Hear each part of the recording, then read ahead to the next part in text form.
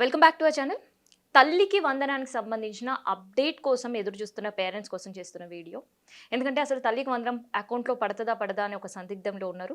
ప్రతిసారి ప్రభుత్వాలు డేట్ మారుస్తూ రావడం వల్ల. సో ఫైనల్గా ఒక 2 డేట్లను అయితే ఖరారు చేసిండ్రు. అంటే తల్లికి వందనం గత ఏడాది లాగా అరాకొరగానే మళ్ళీ ఇస్తారా అనే విషయం కూడా ఈ వీడియోలో మనం మాట్లాడదాం. అయితే ఈ నెల 22వ తారీఖున తల్లికి వందనానికి సంబంధించిన డబ్బులు ఫస్ట్ ఫేజ్లో అకౌంట్లో పడబోతున్నాయి. సెకండ్ ఫేజ్లో ఆగస్టు 30వ తారీఖున పడబోతున్నాయి. అయితే ఫస్ట్ ఫేజ్లో అదే రోజు డబ్బులు అకౌంట్లలో వేయడం, రెండోది ఏంటంటే అనర్హుల లిస్ట్ ప్రకటించడం. ఈ రెండు కూడా ఈ నెల 22వ తారీఖున జరగబోతుంది.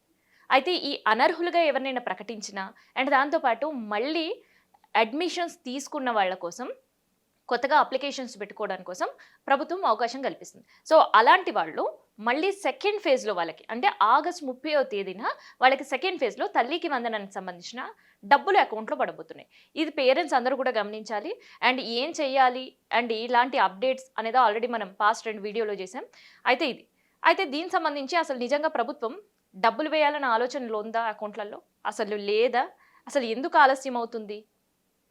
దీనికి కారణం ఏంటి అనేది కూడా ఈ వీడియోలో మనం మాట్లాడదాం. అయితే ఈ విషయంలో తల్లికి వందనానికి సంబంధించి గత ప్రభుత్వం గురించి వాళ్ళ పేరెంట్స్ అందరూ ఆలోచిస్తున్నారు. ఎందుకంటే ఈ నెల 16, 17, 18 తేదీల్లో పడాల్సిన డబ్బులు కాస్త 22వ తేదీ వరకు పోస్ట్పోన్ అయింది. 22వ తేదీన అట్లీస్ట్ అందరి విద్యార్థుల అకౌంట్లలో ఈ తల్లికి వందనానికి సంబంధించిన అకౌంట్లలో డబ్బులు పడతాయి అని ఎదురు చూస్తున్న పేరెంట్స్ మళ్ళీ ఫేజ్ 1, ఫేజ్ 2 అంటున్నారు. అసలు ఫేజ్ 1, ఫేజ్ 2 ఏంటి? సో దీనివల్ల కూడా చాలామంది మళ్ళీ అనర్హులుగా ప్రభుత్వం ప్రకటించే అవకాశం ఉందా అని పేరెంట్స్ ఆందోళన వ్యక్తం చేస్తున్నారు. భయపడే పరిస్థితి కనిపిస్తుంది. ఈ సందర్భంలోనే మళ్ళీ మాజీ ముఖ్యమంత్రి గుర్తుకు చేసుకుంటున్నారు. ఎందుకంటే గత ప్రభుత్వంలో ఈ పథకం తల్లికి వడి అనే పేరుతో ప్రారంభమైంది.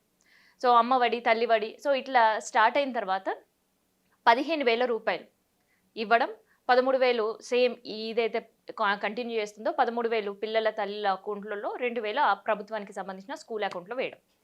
అయితే ఇట్లా కాదు, మేము వస్తే 15,000 రూపాయలు నేరుగా మీ అకౌంట్లో వేస్తాం. మీ ఇంట్లో ఎంతమంది పిల్లలు ఉంటే అంతమందికి మేము ఈ పథకం వర్తించేటట్టు చర్యలు తీసుకుంటాం అని కూటమి ప్రభుత్వం ప్రకటించిన తర్వాత వింటున్న వీడియో అందరూ తల్లిదండ్రులు చాలా ఎక్స్పెక్టేషన్స్తో ప్రభుత్వానికి ఓటేసారు. నిజంగానే 15,000 పడతాయేమో మా అకౌంట్లో, 2 పిల్లలు ఉంటే ఖచ్చితంగా మాకు 30,000 అకౌంట్లో పడతాయి అని ఆశపడ్డారు. కానీ వాళ్ళ ఆశపై నీళ్లు జల్లారు. అసలు గత ప్రభుత్వం ఇచ్చే డబ్బులు లేవు, ఈ ప్రభుత్వం ఇస్తానన్న డబ్బులు లేకుండానే 2 అకాడమిక్ ఇయర్లు కంప్లీట్ చేసిన తల్లిదండ్రులు కూడా చాలామంది ఉన్నారు. సో అట్లాంటి తల్లిదండ్రులు అందరూ కూడా వాళ్ళ స్కూలు అండ్ వాళ్ళ పరిస్థితి ఏందనేది కామెంట్ రూపంలో కూడా తెలియజేయండి. ఎందుకంటే ఫస్ట్ ఇయర్ కూటమి ప్రభుత్వం వచ్చిన తర్వాత ఎగ్గొట్టిన సిచ్యువేషన్, రెండోసారైనా పూర్తిగా చెల్లిస్తుందంటే అరాకురగానే చెల్లించింది. చాలా మంది తల్లిదండ్రులు ఈ వీడియో చూస్తున్నప్పుడు వాళ్ళకి గుర్తుకొస్తుంటుంది. ఎందుకంటే వాళ్ళ అకౌంట్లలో గత ఏడాది 6,000, తర్వాత 7,000, 8,000, 9,000 పూర్తి స్థాయిలో అకౌంట్లలో డబ్బులు పడ్డాయి అనంటే లక్షల్లో పిల్లలుంటే వేలలో మాత్రమే మనం కౌంట్ చేసుకోవాలి అలాంటి పరిస్థితి. అయితే దీనిపైనే ఒక సర్వే అనేది జరిగింది. ఈ సర్వే పేరు ఏంటి అంటే unified district information for education అనేది ఒక సర్వే జరిగింది. ఈ సర్వేలో లెక్కలతో సహా వాళ్ళు బయటపెట్టిండ్రు. అంటే రాష్ట్రంలో ఎంతమంది విద్యార్థులు ఉన్నారు, వాళ్ళ కోసం ప్రభుత్వం ఎన్ని నిధులు కేటాయించాలి అండ్ ఎన్ని నిధులు కేటాయిస్తుంది అండ్ అకౌంట్లలో ఎన్ని డబ్బులు వేస్తుంది. ఎందుకంటే ఆల్రెడీ వైసీపీ ఇప్పుడు ప్రతిపక్ష హోదాలో ఉంది కాబట్టి అసలు ప్రభుత్వం పైన తీవ్ర విమర్శలు చేయడం, లేదు మేము చాలా చక్కగా ఈ పథకాన్ని సంపూర్ణంగా అమలు చేస్తున్నాం అని ప్రభుత్వానికి సంబంధించిన మంత్రులు చెప్పడం, ఇదంతా ఒక గందరగోళం. అసలు ఈ గందరగోళం కాసేపు మనం పక్కన పెడితే అసలు నిజంగా ఈ సర్వే ఏం చెప్తుంది అనేది చూద్దాం. ఎందుకంటే ఏదో పార్టీకి సంబంధించిన సర్వే కాదు, ఎడ్యుకేషన్ సిస్టమ్ పైన చేస్తున్న సర్వే. అండ్ వీళ్ళు ఏం చెప్తున్నారు అనంటే, అయితే రాష్ట్ర వ్యాప్తంగా దాదాపుగా 87.41 లక్షల మంది పిల్లలు ఉంటే వాళ్ళకి తల్లికి వందనానికి సంబంధించిన స్కీమ్ అమలు చేయాలని ప్రభుత్వం నిజమైన ఆలోచనతో చిత్తశుద్ధితో ఉంటే వాళ్ళ కోసం దాదాపు 13 కోట్ల రూపాయల నిధులు కేటాయించాల్సి ఉంటుంది, 13 కోట్ల రూపాయలని వెచ్చించాల్సి ఉంటుంది. మరి ప్రభుత్వం ఈసారి నిధులు విడుదల చేసింది ఎన్ని నిధులు విడుదల చేసింది? కేవలం 10 కోట్ల రూపాయలు మాత్రమే. సో మరి 10 కోట్ల రూపాయలు అవసరం ఉన్నది 13 కోట్లకు పైగానే అంటే దాదాపు 3.5 కోట్లు ఎగ్గొట్టేయడానికి సిద్ధంగా ప్రభుత్వం ఉందని ఇండైరెక్ట్ ఇండికేషన్ ఇస్తుంది. సో ఏదైతే ఈ నెల అనర్హుల జాబితా ప్రకటించబోతుందో ఆ అనర్హుల జాబితాలోకే 3 కోట్ల పైగానే డబ్బులు వెయ్యాలనే ఆలోచనలో ప్రభుత్వం లేదు అని ఒక క్లియర్గా అర్థమవుతుంది. ఇది నేను చెప్తున్న డాటా కాదు, unified district information for education వాళ్ళు చెప్తున్న సర్వే. అండ్ దీనికి సంబంధించిన నిధులు అవసరం ఉంది. గత ఏడాది ఎంతవరకు డబ్బులు వేసిందంటే 25-26కు సంబంధించి 67.27 లక్షలకు మందికి దాదాపు 10.0 మాత్రమే, అంటే దాదాపుగా 10 కోట్ల రూపాయలు మాత్రమే తల్లికి వందనానికి సంబంధించి పంపిణీ చేసినట్టు సీఎం ప్రకటించాడంట. కానీ అక్కడ దాదాపు 66 లక్షల మందికి దాదాపు 6,377 కోట్లు మాత్రమే చెల్లించారంట. అంటే ఒక్కొక్కరి అకౌంట్లో 8,000, 9,000 మనం ముందుగా చెప్పుకున్నట్లు 6,000 మాత్రమే పడ్డాయి. పూర్తి స్థాయిలో తల్లికి వందనానికి సంబంధించి డబ్బులు అందలేవు. సో ప్రతి ఏడాది అకాడమిక్ ఇయర్కి జాయిన్ అయ్యే పిల్లల సంఖ్య పెరుగుతుంది. మరి అప్పుడు నిధులు కూడా పెంచాలి కదా. గత ఏడాది ఏదైతే 10 కోట్ల రూపాయలు నిధులు విడుదల చేసిర్రో ఈ ఏడాది కూడా అదే నిధులు విడుదల చేసిన పరిస్థితి. గత ఏడాది ఎగ్గొట్టినట్టే ఈ ఏడాది ఎగ్గొట్టడానికి కూడా ప్రభుత్వం సిద్ధమైంది. సో దీనికి సంబంధించిన మళ్ళీ కొత్త నామ్స్ కూడా దీనికి ఇంకొక కారణమనే చెప్పొచ్చు. సో గత ప్రభుత్వం ఉన్నప్పుడు కొన్ని రూల్స్ అండ్ రెగ్యులేషన్స్ పెట్టింది. ఆ రూల్స్ అండ్ రెగ్యులేషన్స్ మేము పాటించము, సో ప్రతి ఒక్క పిల్లవాడికి లేదంటే ప్రతి ఒక్క విద్యార్థికి ఈ పథకం అందేటట్టు చూస్తాము అని చెప్పినవి మాత్రం ఉట్టి మాటలే అని మూడోసారి ముచ్చటగా నిరూపించుకోబోతుంది కూటమి ప్రభుత్వం. అది ఎలాగో కూడా నేను చెప్తా. సో గత ప్రభుత్వం ఇంట్లో ఒకరికి మాత్రమే పథకాన్ని అమలు చేసింది. అండ్ పిల్లలకు సంబంధించిన అకౌంట్స్లో, అంటే తల్లిదండ్రులు అకౌంట్లో కావచ్చు, గార్డియన్ అకౌంట్లో 13,000 వేసేది. సో దానికి భిన్నంగా కూటమి ప్రభుత్వం ప్రకటించింది ఏంటి, మీ ఇంట్లో ఎంతమంది పిల్లలు ఉంటే అంతమందికి డబ్బులు వేస్తాం. అండ్ దాంతోపాటు ఈ రూల్స్ అండ్ రెగ్యులేషన్స్ని కఠినంగా ఉన్నాయి, మేము చాలా దాన్ని సులువుగా చేస్తాం. రెండోది 15,000 రూపాయలు నేరుగా మీ అకౌంట్లోనే వేస్తాం.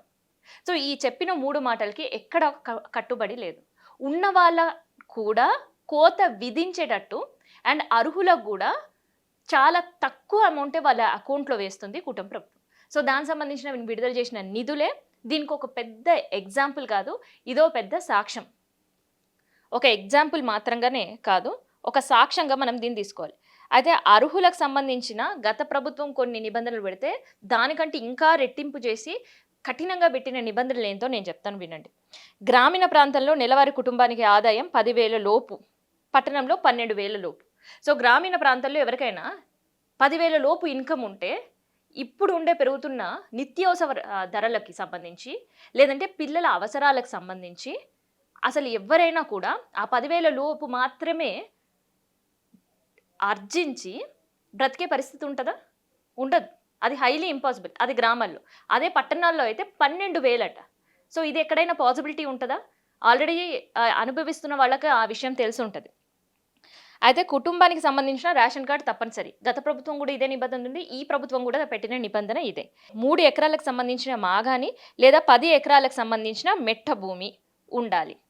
అండ్ దాంతోపాటు విద్యుత్కి సంబంధించిన 300 యూనిట్లు పైగా ఎవరికైనా ఉంటే తల్లికి వందనానికి అనర్హులుగా ప్రకటించరు. అసలుకి ఈ ఏదైతే కరెంటు బిల్లుకి తల్లికి వందనానికి సంబంధించి ఎటువంటి కనెక్షన్ లేదు, మా ప్రభుత్వం వస్తే ఈ రూలే తీసి పడేస్తాం అన్న వాళ్ళు ఆ రూల్ని హ్యాస్టీజ్గా ఫాలో అవుతున్నారు. ఇంకొక మాటల అసలు ఈ పథకం గురించి చెప్పాలి అని అంటే, గత ప్రభుత్వం ఏదైతే పెట్టిందో అదే ప్రభుత్వానికి సంబంధించి కూటమి ప్రభుత్వం క్యారీ ఫార్వర్డ్ చేసింది, పేరు మాత్రమే మార్చింది. కానీ గత ప్రభుత్వం అందరికీ వర్తించేటట్టు అమలు చేసేటట్టు నిధులు కేటాయించేది. ఈ ప్రభుత్వం అనర్హుల జాబితా ప్రకటించక ముందే నిధులు విడుదల చేయడంలోనే కోతలు విధించి చేస్తుంది. అంటే వాళ్ళు ఫుల్ ఫ్లెడ్జ్డ్గా ప్లాన్డ్గానే ఈ నిధులు అందరి తల్లికి వందనం అప్లై చేసుకున్న వాళ్ళ అందరికీ కాదు, అర్హులకు కూడా కాదు, అనర్హులకు కూడా కాదు, మేము ఎవరికి ఇస్తే వాళ్ళకే. అండ్ ఫుల్ ఫ్లెడ్జ్డ్గా 13,000 మేము ఇయ్యము, మాకు నచ్చినంత మాత్రమే విద్యార్థుల పేరెంట్స్ సంబంధించి లేదంటే గార్డియన్ సంబంధించిన అకౌంట్లో మేము వేస్తాము అని పక్కా ప్రణాళికగా కూటమి ప్రభుత్వం ముందుకు పోతుంది అనేది చాలా క్లియర్గా అర్థమవుతుంది. పోనీ అలా కాకుండా నిజంగానే ఈ తల్లికి వందనానికి సంబంధించి పూర్తి ప్రభుత్వానికి కాసేపటికి చిత్తశుద్ధి ఉందని అనుకుందాం. సో అవసరమైన నిధులు 13 కోట్ల రూపాయలు అయితే విడుదల చేసిన నిధులు 10 కోట్ల రూపాయలు. అంటే గతంలో మేము గత ఏడాది 10,00,00,000 నిధులు మాత్రమే విడుదల చేసి అరాకొరగా ఇచ్చి చేతులు దులుపుకున్నాం. అనర్హుల జాబితాని చాంతాడంతా ప్రకటించడం. సో ఈసారి కూడా సేమ్ మేము యాజ్ ఇట్ ఈజ్ అలాగే చేస్తున్నాం అంటూ చెప్పకనే చెప్తూ ఒక భారీ సభ పెడుతున్నామని దానిపైన ఒక హైప్ క్రియేట్ చేసి ప్రచారాలకు మాత్రమే పరిమితమవుతురు తప్ప దానికి సంబంధించిన నిధులు పెంచడంలో మాత్రం ఫలితం పొందలేని పరిస్థితిలో కూటమి ప్రభుత్వం ఉంది. నిజంగా అకాడమిక్ ఇయర్ పెరుగుతుంది అంటే ప్రతి ఏడాది స్టూడెంట్ శాతం కూడా పెరుగుతుంది. స్టూడెంట్ శాతం పెరిగినప్పుడు ఖచ్చితంగా లబ్ధిదారుల శాతం కూడా పెరుగుతుంది. సో లబ్ధిదారుల శాతం పెరిగినప్పుడు ఖచ్చితంగా కేటాయించిన నిధుల శాతం కూడా ప్రభుత్వం పెంచాలి. సో ఇవేవి చేయట్లేదంటే కోతలకు సిద్ధంగా ఉంది. అందరికి కాదు, కొందరికి మాత్రమే. తల్లికి వందనం అనేది తల్లిదండ్రులు గుర్తించాలి. సో ఆశలు పెట్టుకున్న వాళ్ళందరూ కూడా ఆశలు మర్చిపోతే బెటర్. అండ్ 13,000 రూపాయలు మా అకౌంట్లో పడతాయి అని ఎక్స్పెక్టేషన్స్ పెట్టుకున్న వాళ్ళందరికీ కూడా ఒక నిరాశ ముందుగానే మొదలైపోతుంది. సో దానికి సంబంధించిన ఆర్థికంగా ఏదైనా మిగతా వాటికి సర్దుబాటు చేసుకోవాలనే ఆలోచన ఉంటే వాళ్ళు ప్లాన్స్ మార్చుకుంటే బెటర్ తల్లిదండ్రులు.